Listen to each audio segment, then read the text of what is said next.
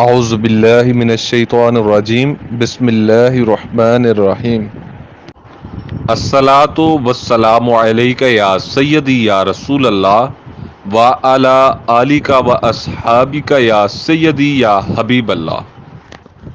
آج کی حدیث جنت کے باغیچے۔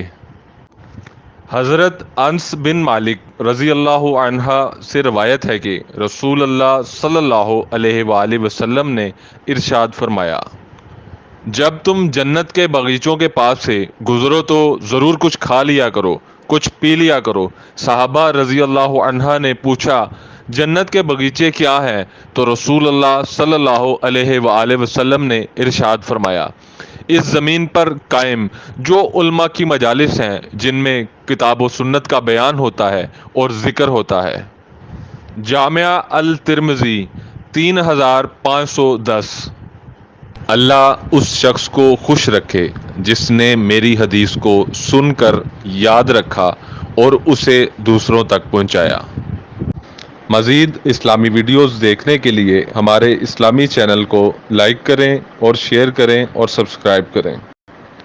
جزاک اللہ خیر۔